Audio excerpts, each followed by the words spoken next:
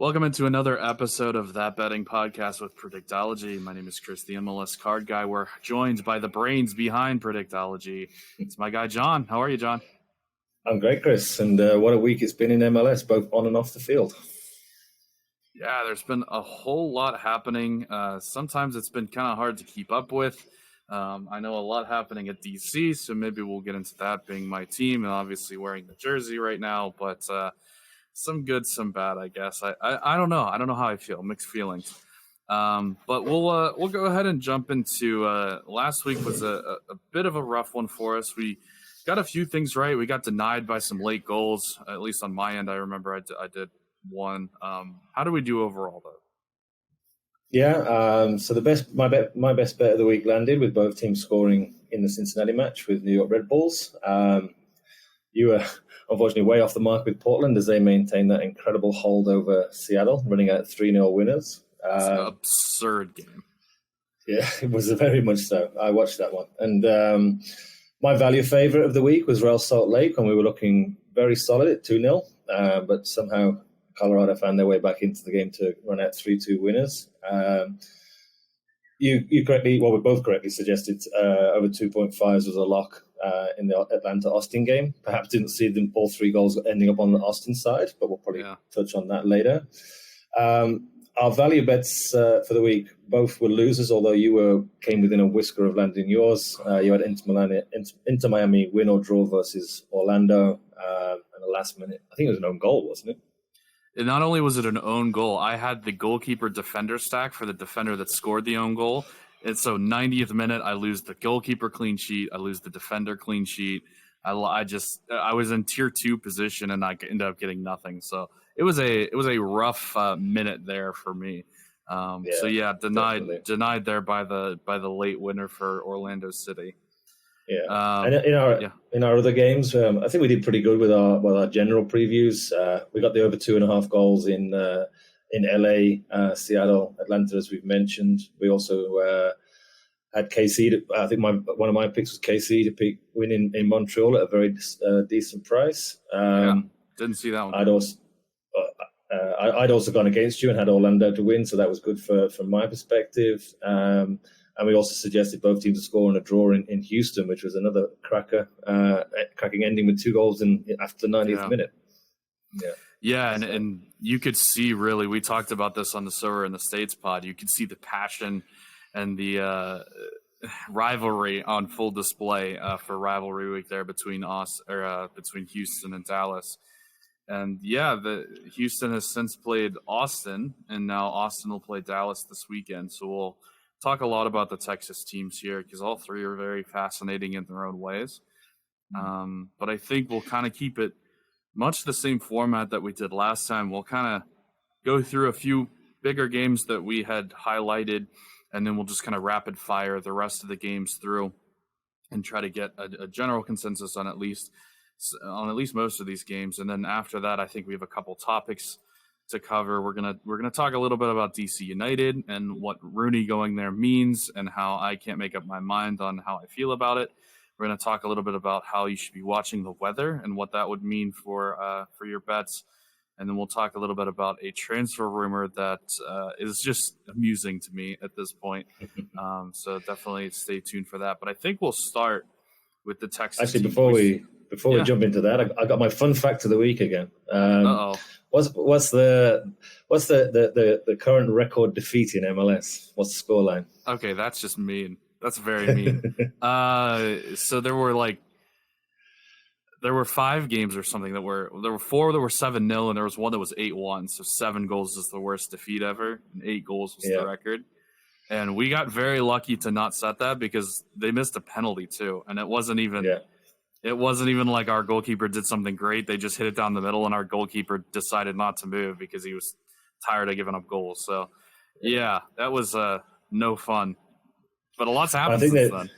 A lot has happened since then. And I think the other reason for bringing that up is one of the other 3 sides that have lost by that scoreline, unbelievably, is New York Red Bulls beating New York City FC 7-0 as well. And they face off this weekend. So I'd be very surprised to see a repeat of that, but you never know. No, I will go out on a limb and say that will not happen again in this game. Yeah, I mean, that Red Bulls game is fascinating because we're recording this just so everybody knows on Wednesday night before all these games take place on Wednesday. There's a ton of games tonight. We had a little bit of scheduling things, so we had to move it forward one day. So that means we don't get the benefit of knowing what happens tonight. We don't get the benefit of knowing the lineups, but I'm assuming at least that New York City is going to heavily rotate and Dallas is going to heavily rotate as well, I think, because they play Austin. Both of those are rivalry games. They both care about those games a lot more than they care about the one tonight. So I think we'll see pretty heavy rotation. But regardless, this still means Red Bulls are off this midweek. New York City is playing this midweek. And with the Red Bulls pressure system, I think that's a huge factor in this game. What do you think about this one? Yeah, I think I made this in where's my notes gone now, but New York Red Bulls definitely have a hold in this tie, notwithstanding the 7-0 I mentioned earlier. But they've won 4 of the last 5 in the MLS. Actually, and it would be 4 and 6, 4 and 5. Sorry, 3 and 4, 3 and 5, and 4 and 6 if you include the Open Cup. Red Bulls are looking incredibly strong at home. I mean, they started off the season with having the best away record because they had to play several games away from home and did incredibly well. They struggled to translate that form into their home initially, but they're now on an fantastic run. They've won 5 in a row at home. They'll be fired up for this. They, dominated at NYC in the Cup a few weeks ago. Whereas, there's still a lot of question marks hanging around NYC at the moment. They've conceded 2+ goals now in each of the last 4 games, which has got to be a concern. They did win on the weekend, New England, thanks to 3 first-half penalties, which I believe is the first time in MLS history. And they've only won this tie once, and that was back in November 2020. So I think it's going to be a very fascinating and tough game for New York. Well, NYC for both teams. Yeah, I mean, fun fact. Before New York played DC at home, they had 0 wins. After, they've won every single game. So the magic elixirs is just play DC United at home, and then all your troubles will go away. As far as this derby goes, though, I think you kind of nailed it on the head. New York have kind of had NYCFC's number a little bit, and we talked about this last week with some of the other games that kind of went on. And it kind of split, right? LAFC kind of broke that curse a little bit and got their win against the Galaxy, whereas Portland came up with the shock 3-0 result that none of us saw coming. So sometimes this stuff holds, sometimes it doesn't. In this case, I would say since the form really is with New York Red Bulls as well. Like in those other 2 games, you would say the form was with the team that had not been traditionally dominant. Whereas this time, I would say New York Red Bulls are in better form. We've brought up before the questions that I personally have post Ronnie Dyla and how this coaching staff gets this team together. And I still haven't seen New York City play as a complete team.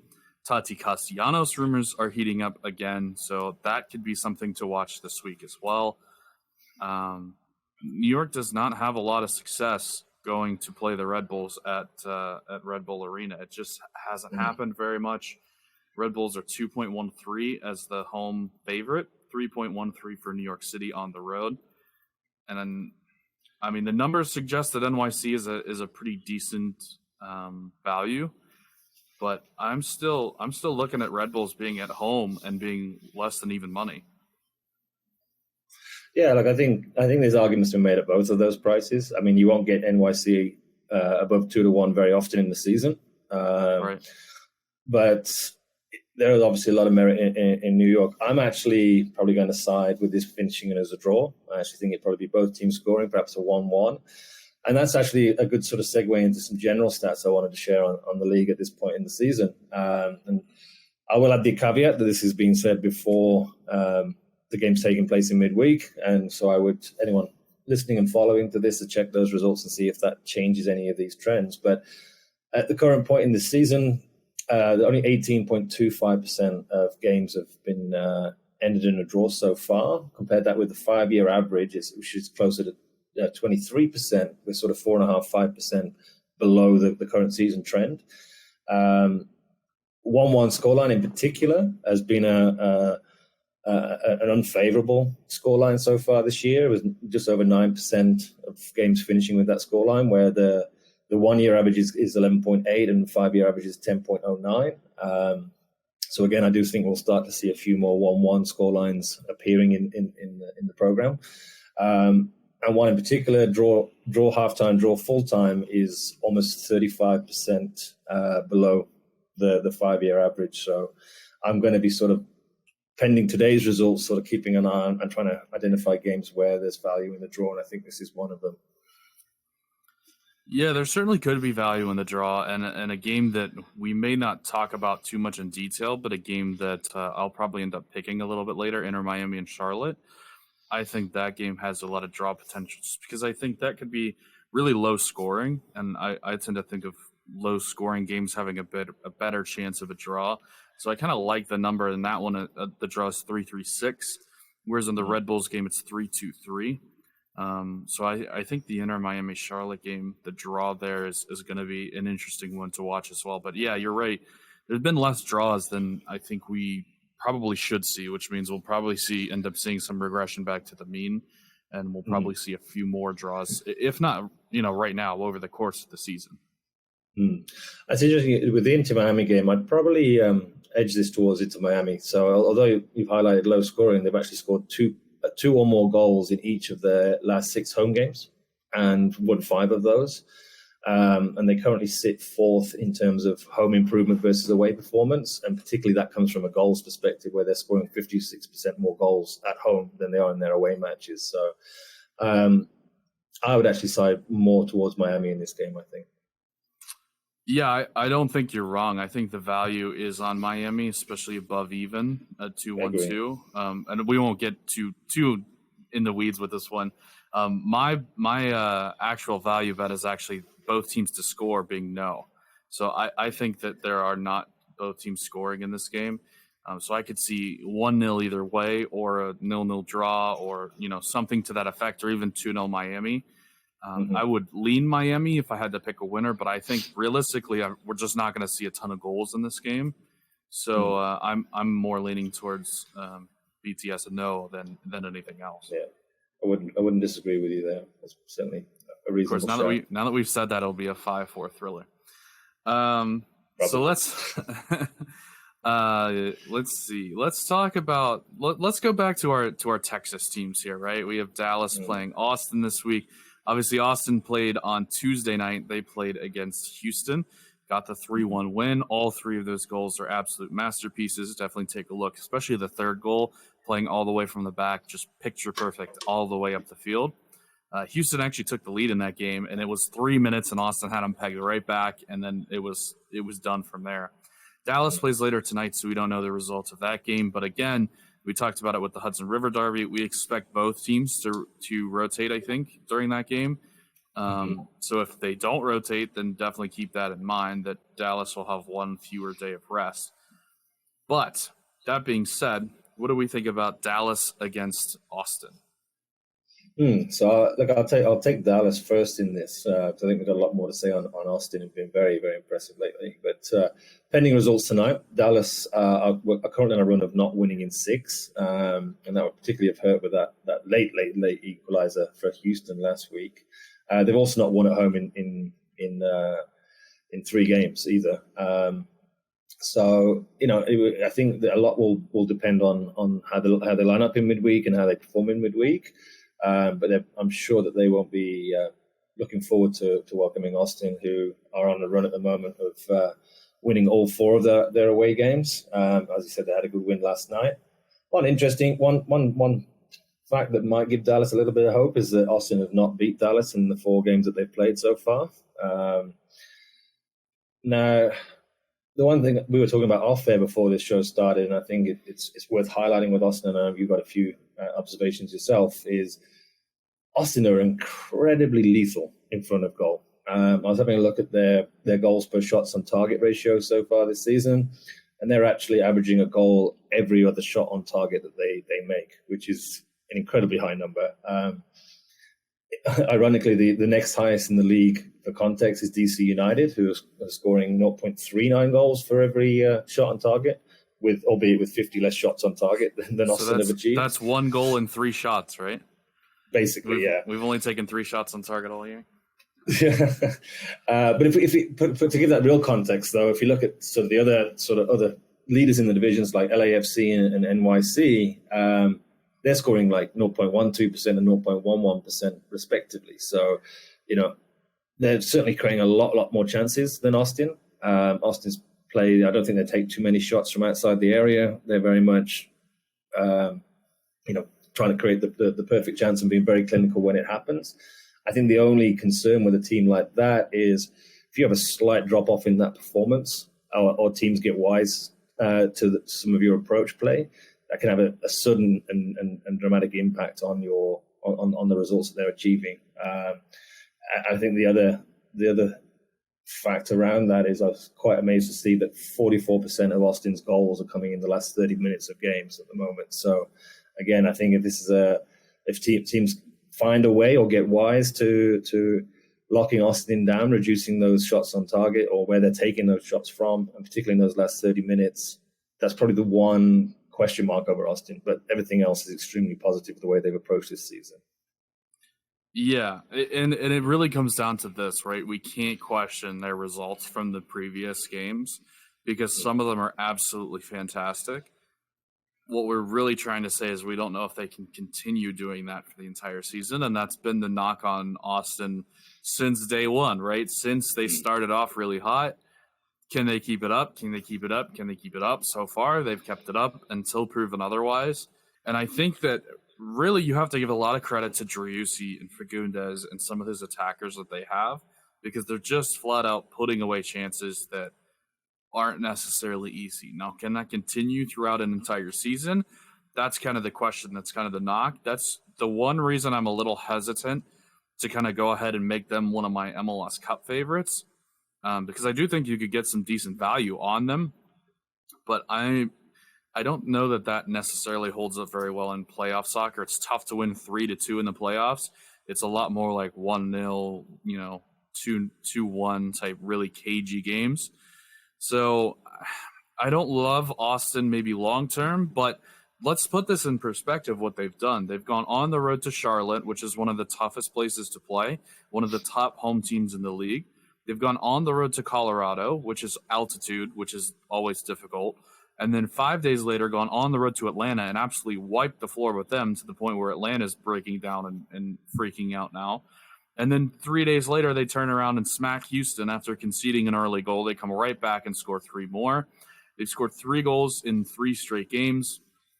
And they've done a lot of their damage on the road. They've played 11 of their 18 road games already. So basically, the entire month of August is all at home for August. They play San Jose at home, Kansas City at home, at Minnesota, LAFC at home, and Portland at home. I think they're gonna probably challenge for a really high, at least for the for a home playoff game, and maybe even a couple, and potentially they could still challenge for the Supporter Shield. Obviously, they're leading the Supporter Shield right now, but this is a good team, and I think we need to.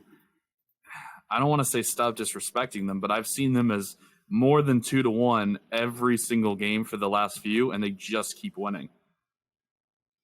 Yeah, like I think those comments I made earlier, I think they're reasonable to keep an eye on. But I think you're absolutely right. I mean, this is a team that demands and deserves respect. They're performing at an exceptionally high level. There's always that fallacy that we can say, when will it drop off? When will it drop off? But it reminds me of Leicester in 2016. Everyone thought Leicester would drop off at some point during the season, but they just kept on winning and went through to win the title. And there's no reason that this Austin team can't do something similar. I think the thing that will really worry their rivals is that their away record's been phenomenal. They're free scoring, but they actually perform better at home in terms of a goal scored ratio and conceded ratio. So as you say, they've got a lot of their hard games, so to speak, out of the way, and they're really fancying themselves in the running. I think that this is they're first. They're first in the Supporter Shield. Yeah, and we're still talking about them as if they're upstarts, but this team is leading the way, and they're genuine contenders for the league.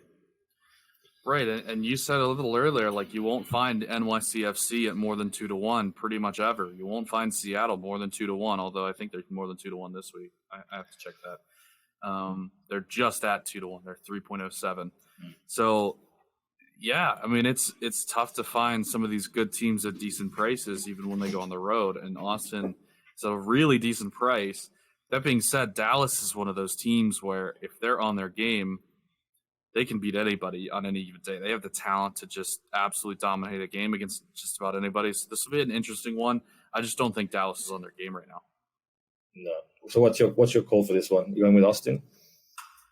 I do. I think I like the value with Austin. I probably feel safer betting Austin to win or draw, but I do like the value on Austin to win this game outright too. Okay, I'd probably go with a draw in this one. I think, despite all what we said, it's very hard. It's a hard place to go and win, Dallas. It is a derby. I think they'd be quite happy to come away from that with a draw. So I'd settle for the draw in this one.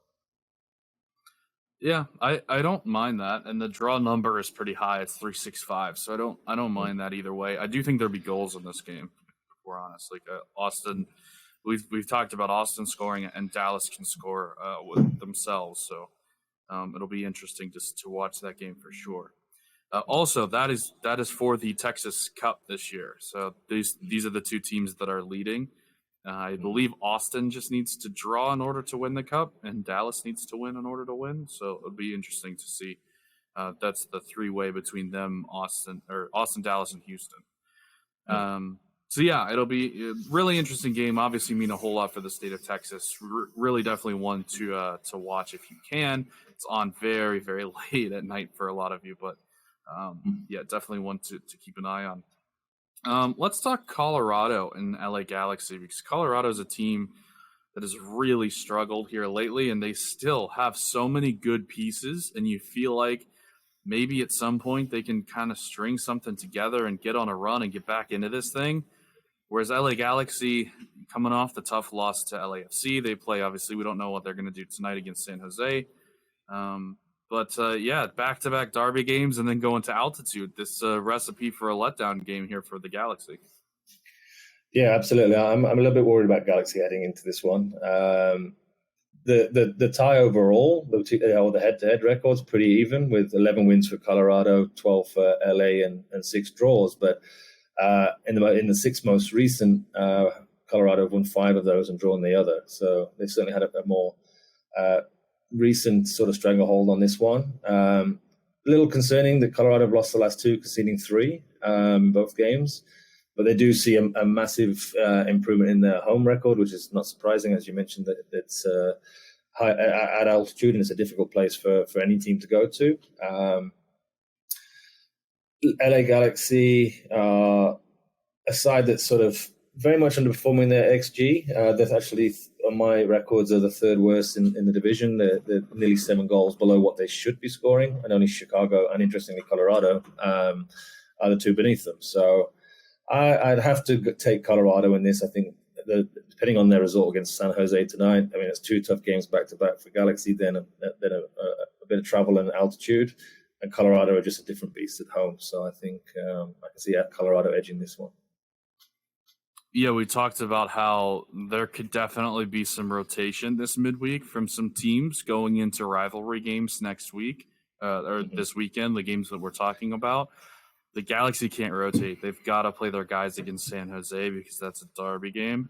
So that leaves Colorado as the rotation game, whereas Colorado's playing Orlando. They probably won't care as much about an Eastern Conference team. They're also playing at home. So, yeah, I think this does kind of lend itself to being a recipe for a letdown for Galaxy. And if they do, I mean, they desperately need to win against San Jose tonight, but if they do happen to falter in that game and Colorado, it's 2 of the bottom teams in the Western Conference, 2 of the teams potentially who could end up chasing them. Colorado's only 7 points back of LA Galaxy and that playoff line. So this is a massive game. This is a big, big game, and this is where you start to get into those must-win games. Another thing to keep an eye on here, I've been kind of tracking it for so rare purposes, is the health of Jack Price, because he has not been playing recently.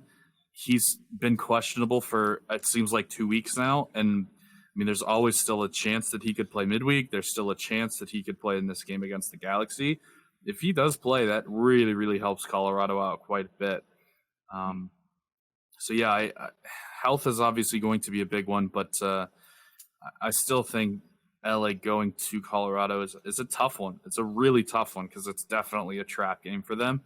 And as far as Colorado, they're one of the teams you can get the most value on at home, and they are a good home team, as we've said. So I think that's the spot here to just go Colorado for the win.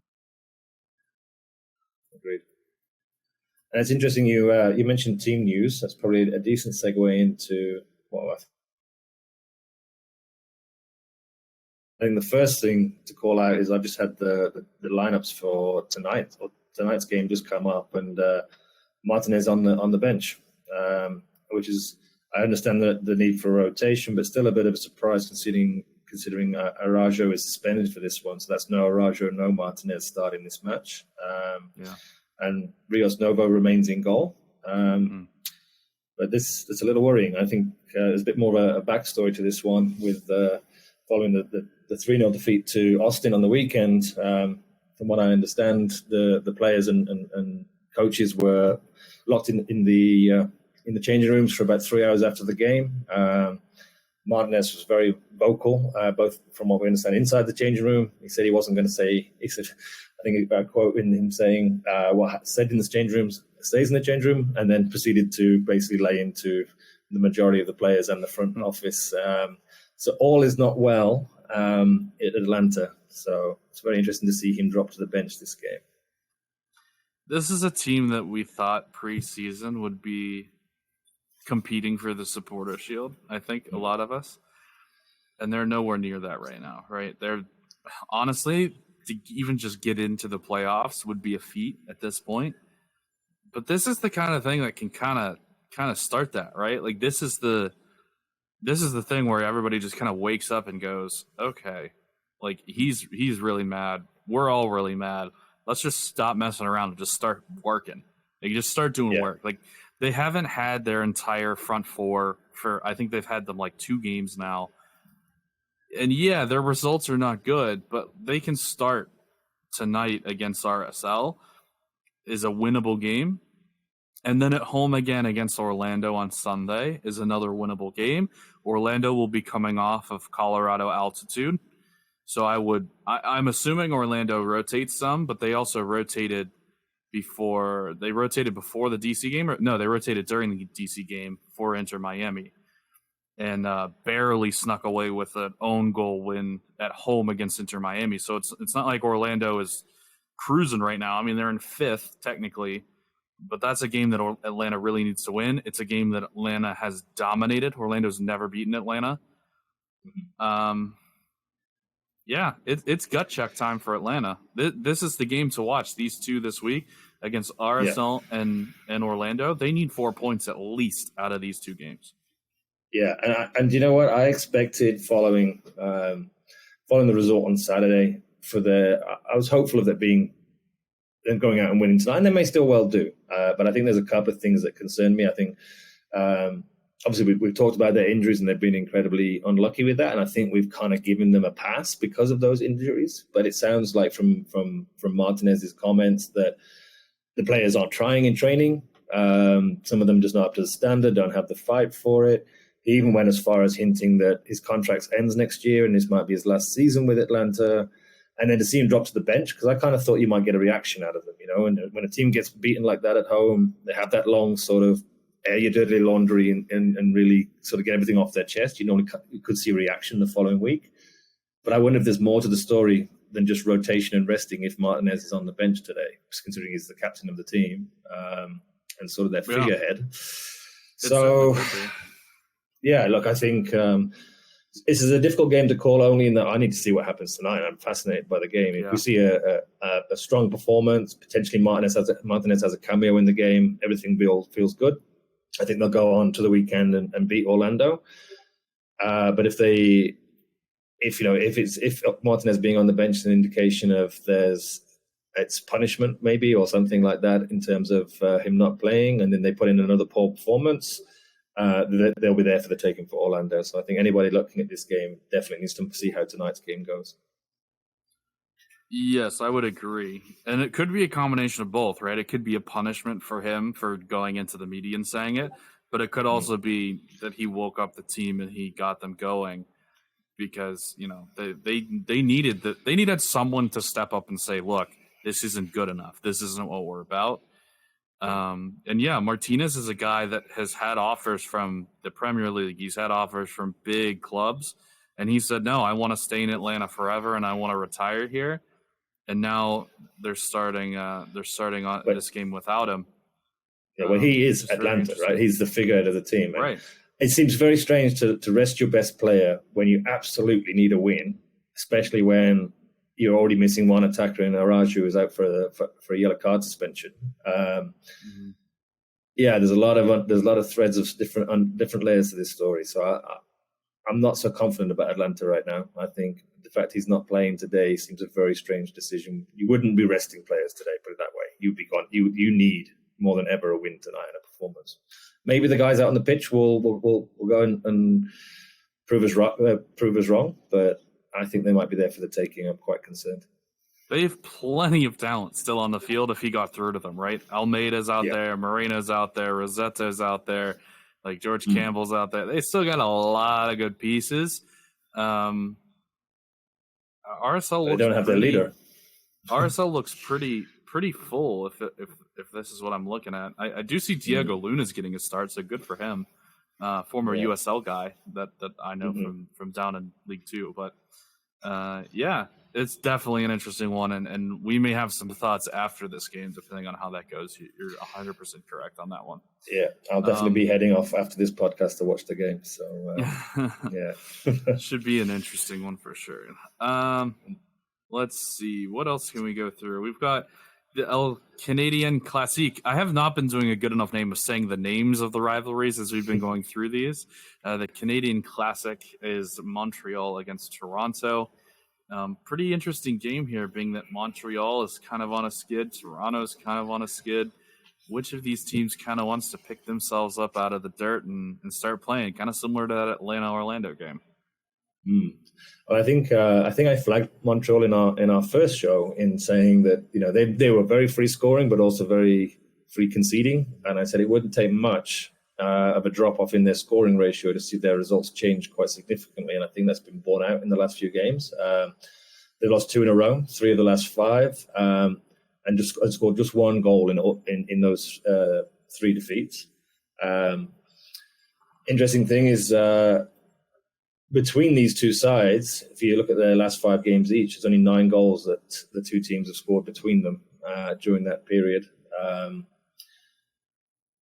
And Montreal have actually only had, and this is probably a hint towards where I'm going with this one, Montreal have only had two draws all season, none at home, whereas Toronto haven't won away in 16 games, haven't kept a clean sheet in forever. I think we're 25, 26. Yeah.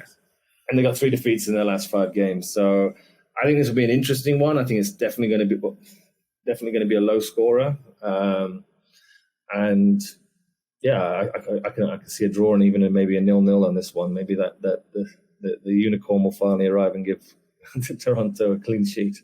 You keep wanting that Toronto clean sheet. We may get to 50 before they actually don't concede. I don't know. This isn't a horrible one, though. I would, again, expect Toronto to rotate tonight against Chicago. Let's see, Montreal. I'm still trying to get their schedules up. My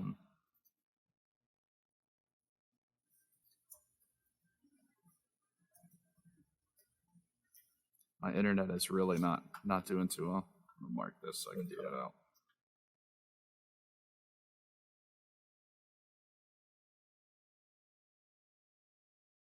You still there?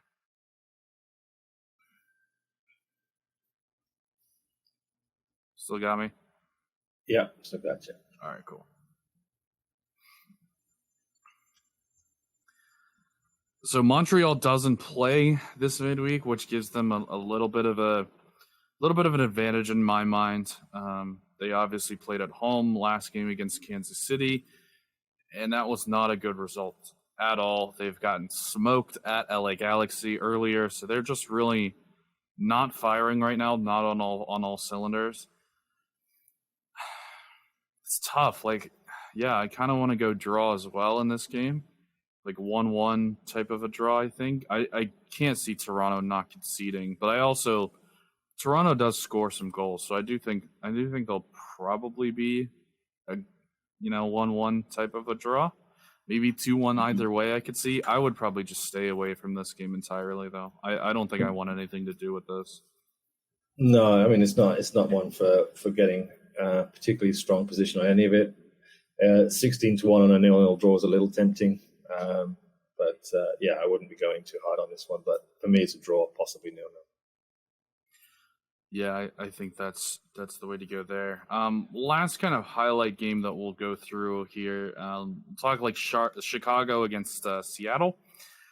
Chicago is a 2-2-0 home favorite. Seattle comes in at 3-0-7 on the road.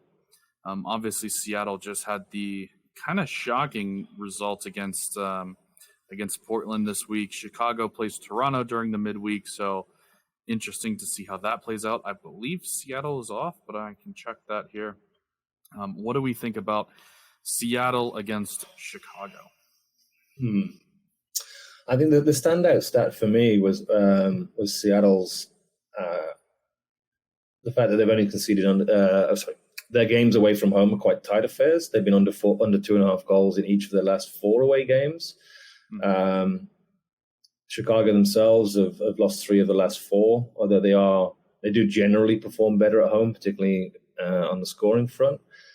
I find it quite hard to have a definitive position on this, and maybe you've got a bit more insight than I, but I'd certainly be looking at this being a low-scoring game, and probably Seattle have the potential to win this one, but it all depends on what impact and what reaction we see following that defeat last weekend. Yeah, I was wrong. Seattle is actually in Nashville for a midweek game tonight. So they will play midweek, but they're also playing in that part of the country. So it's not a full flight across the country, which I think helps. I don't know. I just think Seattle's good and Chicago's not good. And I just want to take talent in this game. Like, I'm liking the value at over 2-1 odds on Seattle. That's a big price for Seattle. Yeah. And then against one of the worst teams in the league. Now, granted, we've talked about how the Fire can kind of, claw their way back into the light here, and they've got some hope. Maybe the DC doesn't have, but I mean, I still think Seattle's just too much for Chicago in this game. I think I'd lean Sounders because the Sounders are just like they can on their day they're going to beat anybody in this league. Yeah, I mean, if you play the percentages, Seattle wins this. So I think if you're getting 2-1, I think that's a pretty fair price for this game. So, yeah. Chicago so anything special. Let's just go ahead and breeze through here some of the other games. With the first one up, Philadelphia Union hosts New England. Philly is at 1-8-4. New England is 3-9-8 coming off the 4-2 thrashing against NYC. Yeah, I think this is an interesting one. So, of the last 10 games that they both played in the leagues, between them they've drawn 5 of those. Philly are undefeated in the last 10 games at home, but have won just 1 of the last 6 for New England. New England certainly seem to press on away from home. It's not a side that sets up to defend and nick a result. I mean, they've scored 2 goals in 6 of their last 7 away games. I think this will be an interesting game, fairly evenly matched. Again, I'd probably be looking at a 1-1 draw for something like this game. I kind of like a higher scoring draw, I think. I think maybe 2-2. But that's because Philly are kind of the draw kings this year, like Nashville was last year, where they just don't – I mean, they don't concede a lot of goals, so I can see why you would say 1-1. But, I think Philly is on a hot streak scoring-wise right now, having scored 1 million goals in their last 90 minutes. It's interesting – value maybe on New England, but man, Philadelphia is a tough place to go play. I kind of like draw, and I think that's a good result for New England. Let's go through Inter Miami Charlotte. We talked about very briefly, so I think we'll skip that one. Minnesota United hosts DC United. This is Minnesota at 1.75 for this game. DC United's at 4.22. Probably not going to be the Wayne Rooney debut. I think it's going to take a week or 2 to get his visa squared away. But obviously, new blood coming in here. What do we think about this game? Yeah, I mean, DC play midweek, right? Or this evening, I mean. Yeah, they're playing Columbus tonight. Yeah. Like it's. I mean, a lot can depend on. You'd expect a reaction this midweek after what they've experienced. I think a lot of the players, you might see an uptick in their effort and performance with a new manager coming in, particularly someone like Rooney. Minnesota have been pretty free scoring this season. DC United are one of the lower ranked teams for a number of draws. I've only drawn 2 all season. Yeah, it's a hard one to call, but I think we're going to see a tighter DC. I think I'd probably side with a draw on this one as well. Play it safe. So I did just get the lineup as you were talking there, and DC is playing a full lineup against Columbus. Columbus is rotating a lot in this game. So if DC can't get a result, I think this is at Columbus. Oh, no, it's at DC. So, I mean, if DC can't get a result at home against a rotated Columbus team, there's just massive problems. And I think there's just massive problems in this team. Minnesota's playing well. I think Minnesota's easy money. It might even be my lock of the week because, I mean, Rooney may eventually, and I kind of foreshadowed that I don't know how I feel about Rooney because he did kind of leave a bad taste in my mouth when he left last time. But at the same time, he's probably better than any manager that we could have gotten. So I don't hate the hiring. It's just a complicated situation. And he may turn things around for DC United at some point, but it's like he's got a lot of work to do. This is a very bad situation. So I'm just going to keep betting against DC until I see something different. Yeah, look, I think it's I can't believe I even overlooked the Rooney factor here, but like it pains me to say it as a Nottingham Forest fan, but I think he did an excellent job at Derby. And trust me, you have a lot of problems, but Derby had 10x those problems. This is going to be a relative breeze for Rooney coming into this. I think it's a big factor that he knows the club and knows the league compared to other international managers coming in. I think you're going to see a team that it might take a few games to get this into place, but you'll see a team that will battle, that will run hard. You'll probably see a little bit more youth coming into the lineup. And he's going to set themselves up not to lose to begin with. And I think that's where we'll start seeing those results. So there might be single goal losses, draws, nick a win. They were particularly first half of the season quite good at scoring late goals, Derby, last year. So I think they'll keep fighting. Well, that's certainly how he'll try to put his fingerprint on this team. So this game might come too soon for that. Like you say, he's only just arrived. He's got to sort out his visas. But I think you will see an improvement in DC in the coming weeks. It might not. I'm not suggesting a playoff run or anything like that, but I think he'll become harder to beat. Maybe not a great watch for the neutral, but I think you will start to see a more stronger, hard-working team than we've seen perhaps recently. That's okay. We've seen Ben Olsen for 10 years. We know about hard-working teams that are not fun to watch. And you talked about youth. Jackson Hopkins is in the starting lineup tonight, which is a good sign for DC. Yeah. But there's just a talent deficiency. There's just like I fully believe that he'll have those boys working hard, but they were working hard for large portions of the first half of the season, and there've only been probably 2 games that I watched where they were just completely given up, and they're just bad. They're just not good. They need we need to see like some summer transfers and stuff like that to get this team to a spot where it can start getting some results. But I think there's a difference. At Minnesota's a tough one. There's a difference between working hard and working smart, and I think I think that's what Rooney will be focusing on is putting that effort into the right stages of the game in the right areas of the pitch.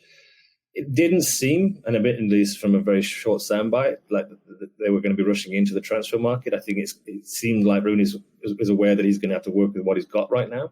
But that's why I think we might start to see some of the players on the periphery, maybe on some of the younger players getting a chance in that side for those that aren't performing. But time will tell. Yeah, I think they'll sign a couple players, but I don't think it'll be anything crazy. But, I mean, you've got Jackson Hopkins, who was on the US U20 team. Give him a shot. You've got Ted Pietro, who's a good prospect. Give him a shot.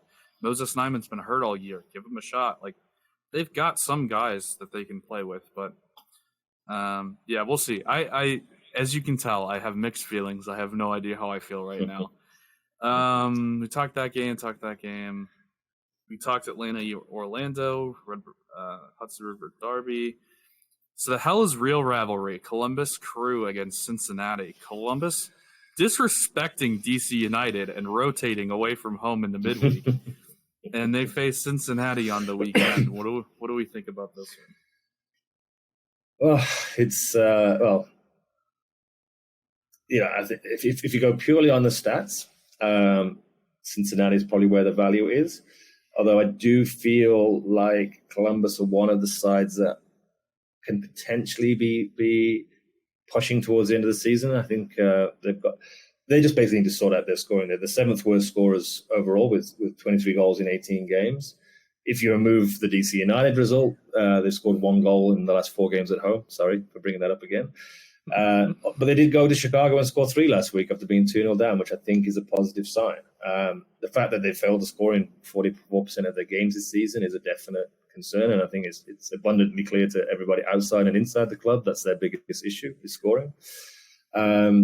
Cincinnati, on the other hand, they're the 7th best scorers in the league. They've got 30 in 19 games. 5 of the last 6 have gone over 2.5, but they have drawn 4 of those last 5 games. But I'm going to actually go out on a limb here, and I think Columbus are going to get a result against Cincinnati. I think it's they'll win this one.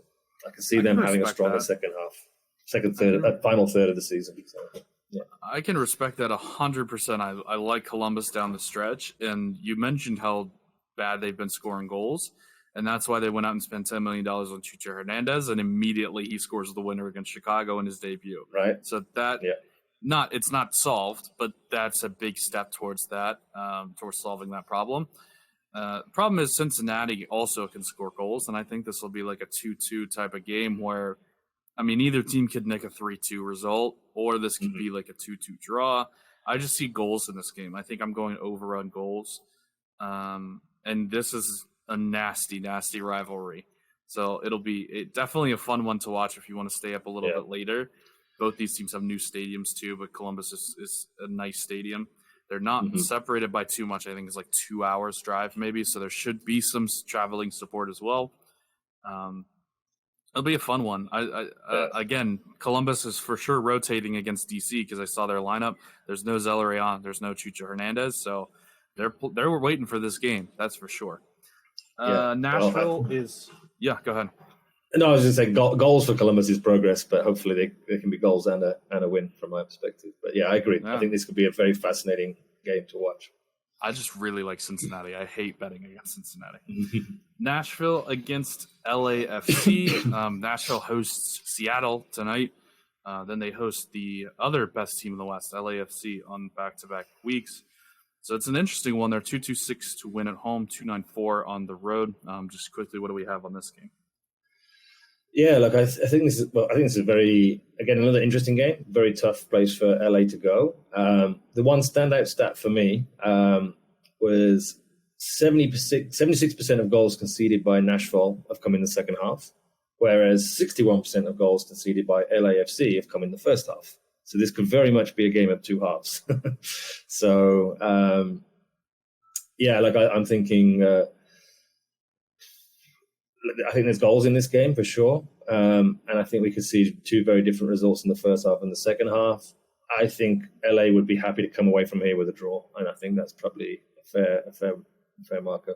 It's an interesting one. I think I just stay away from this entirely because I have no idea. Nashville, I used to be able to bank on them not losing at home, and I used to be able to bank on them getting a lot of draws, and so that's where I would go. Recently, though, that has not been the case. LAFC obviously is white hot, and we talked. You mentioned how Nashville give up a lot of second half goals. Our favorite stat, I think, is that LAFC have won the second half in like all of their games this year, except for the Vancouver game, which I called correctly. This could definitely be one that's closer in the first half, and then LAFC just pull away. We talked about the depth that LAFC has, and this could be where we see Chiellini. This could be where we see Bale. I don't know. I don't know how to call it. Like, I don't want to pick any LAFC games until I know how those 2 guys fit into this team. Yeah, I think that's fair. And look, I'm a big fan of LAFC. They're very strong in my Sorare lineups as well. I generally don't want to bet against LAFC in any game. Just trying to be neutral with it, but it's a little bit hard to do. But if I was trading the game, I think it'd be interesting to see if you see Nashville have a start, maybe take the lead, win the first half, or even draw the first half. I'd still expect LAFC to come back into this and get a draw or a win. So not one I would particularly be betting on, but those first half, second half conceded goal stats is very interesting, and we could see this game swing both ways at some point during the match. Yeah, and two of the teams that we expect to be heavyweights in the Western Conference as well. So definitely, from a neutral perspective, definitely a fun one to watch if you want to stay up late. RSL against Sporting Kansas City is the next one. We've talked about ad nauseum how good RSL is at Rio Tinto. 1.77 at home against the worst team in the league. Is there value there? Well, I think firstly we should remember I called KC's win last weekend at very decent prices. I think you laughed at me at that point. I did laugh at you, and look where we are. Yeah. So again, I think this is again tough game to call. The obvious factor is RSL's home record. I found a couple of interesting things in the scoring stats that Kansas are yet to score in the opening 15 minutes of any game so far this season, whereas RSL, more than any other team that I've seen, really cluster their goals. They have 13% in the 31 to 45 minutes, 33, 46 to 60 minutes, and 28% in the final 30. Outside of those three 15-minute blocks, it's 8% everything else. So they really only score in those 3 time blocks. Don't know why, but so you're banking on 0-0 for the first 15 minutes. It would seem that way, yeah. Is that the bet? Is that the bet there? Yeah, I fancy a draw in this one, and I would, because I think KC will have taken some positivity from that result, and I think RSL have maybe dropped some points in the last couple of games at home. I can't remember. I think I saw that somewhere. Colorado. Yeah, so look, maybe Colorado. A draw in this one, halftime, full time would probably offer some decent value. Because RSL are sure to be strong favourites for this one, but perhaps Sporting, there is a pulse in Sporting Kansas yet. We looked at the lineups for RSL just briefly. I think they were rotating a little bit, but not too much. I like getting 177 for one of the best home teams in the league against the worst team in the league outside of maybe DC. So, yes, Sporting got the win, but I'm not going to start backing them now. Just unless something. I mean, Vermees is a great coach. They could 100% go on a run and just start reeling off some games. But they've just lost too much talent to injury to be really competitive this year. So I am going to see RSL versus Sporting Kansas City. Also, one to watch. I think I saw Melia is questionable for the game. I think they're playing tonight. He's out. John Pulskamp's in goal. Perfect. That's what we needed. Which is good for me as a super rare holder. That's good for me. Yeah. I have both of them, so really, I guess it helps and hurts. But yeah, I was gonna say he was questionable, and if he doesn't play, that also helps. Johnny Russell on the bench help as well. SKC.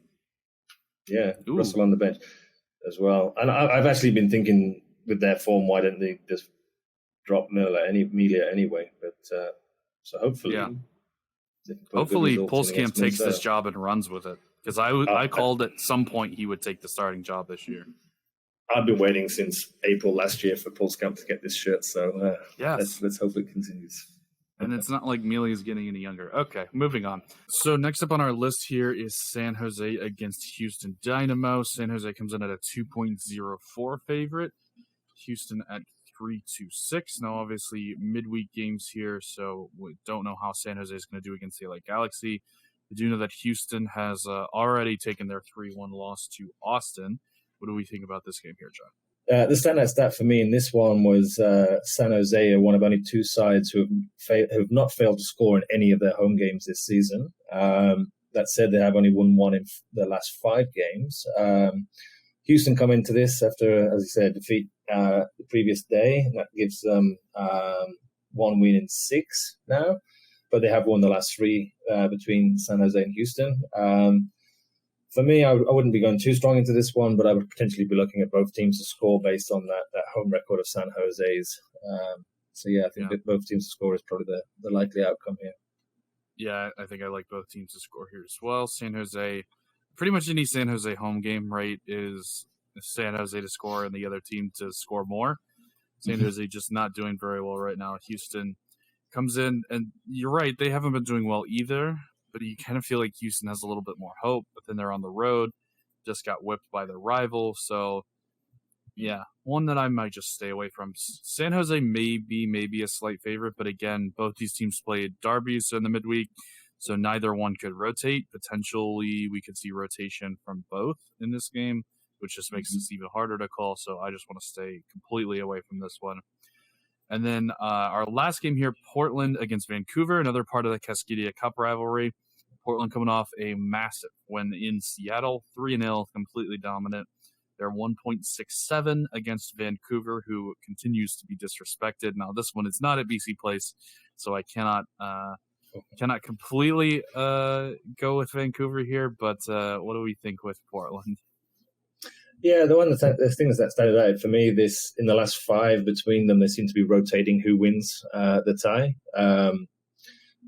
With Portland winning the most recent one, I think Portland are a much stronger side when playing at home. And I think I can see them sort of edging this one at the moment. Again, it's not one I'm super strong on, but Portland would suggest that they are the more likely winners of the two. Yeah, Portland for sure the more likely winners. The odds are pretty heavily in favor of Portland, which kind of makes me want to go with Vancouver a little bit. Just a 4.73 for a road team that I think has some quality is not bad. But Portland has been figuring things out of late, so I don't know that that's huge value, just maybe a slight value on Vancouver.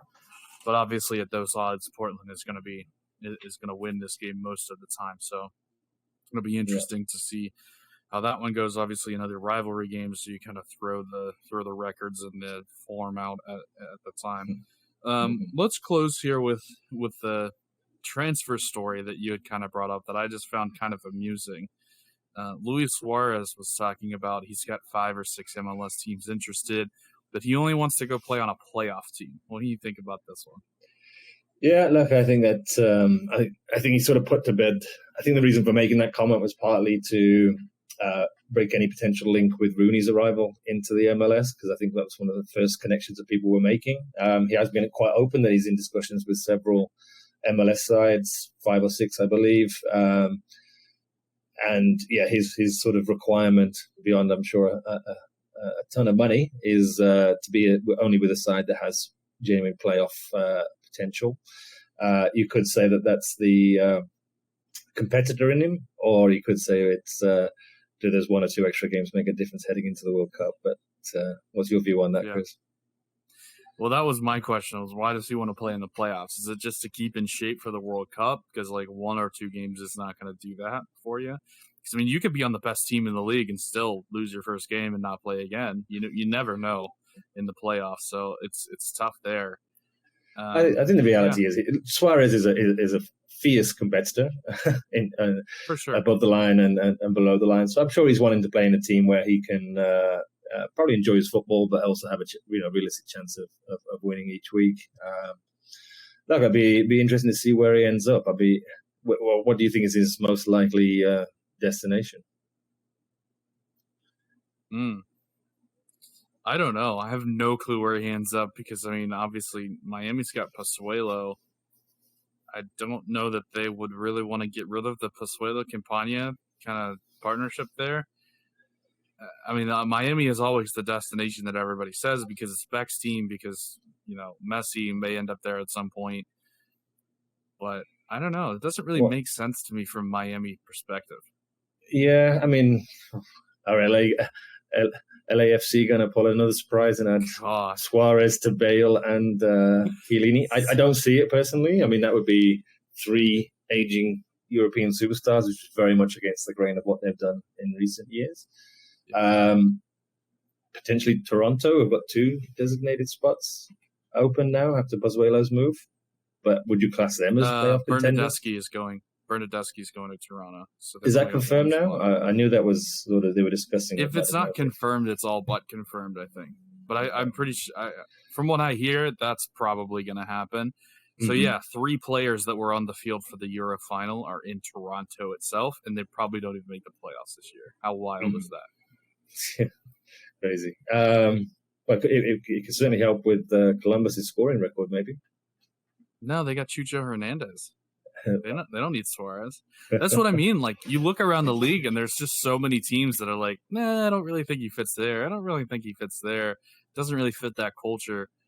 And Rooney even talked about he wants guys that are hungry, and he kind of made it seem like Suarez was going to pull an Higuain and just come here for the paycheck, which is why these comments are so weird from Suarez. It's like, which one does he want? Does he want to stay in shape for the World Cup? Is that the main goal here? Is it like a Bale where he just shows up and jogs around and gets his paycheck and then he's ready for the World Cup? Or does he actually want to come in and compete and win here? And I mean, knowing Suarez, I could see him wanting to compete and win, but I don't know. How about a wild card destination of Houston? He was teammates with Herrera last season. Did they link up there? Do they have a designated spot available? Do have new owners. I've heard that they're trying to sign a lot of Mexican international to try to get fans there from they're just north of the border of Mexico. So that was a big reason they signed Hector Herrera. I don't know what their plans are. They don't even have a DP spot open, I don't think. I think they have maybe Seba is a young DP. But they've got Herrera and they've got Teenage Adebi as a DP as well. I don't know if they could buy him down potentially, but yeah, I don't know who the teams are that he's talking to. I'd love to.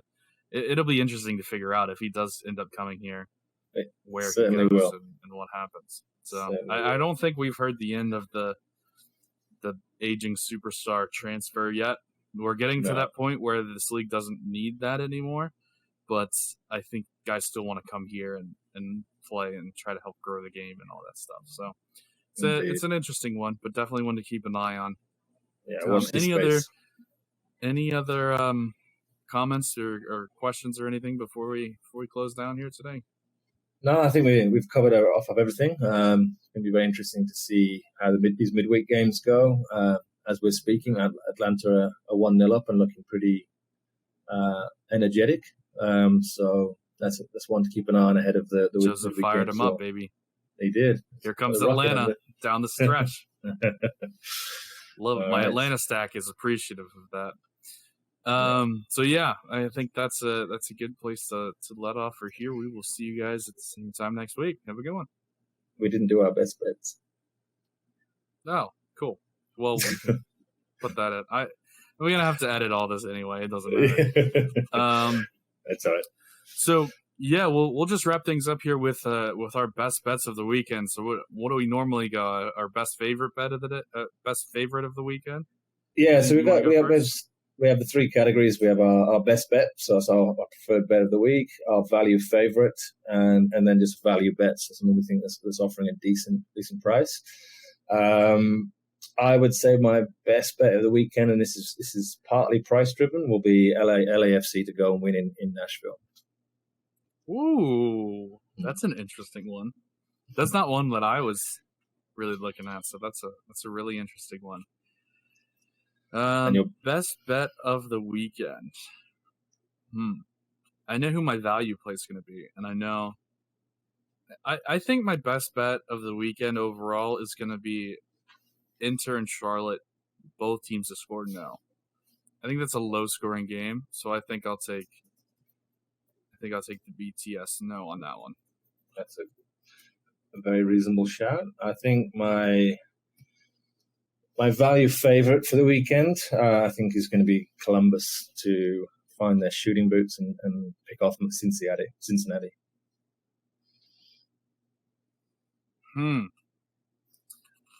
I'd say my favorite of the weekend is RSL at home at Rio Tinto against Sporting Kansas City. I think I'm gonna just take value on that one, and even if RSL gets toasted in Atlanta tonight, I think there's still pretty good value. Cool. And my value bet of the weekend, and it's got the longest price on the draw, is Montreal versus Toronto, which is a little bit lower than 3-1 by a fraction, but I think I can see that one ending in a draw.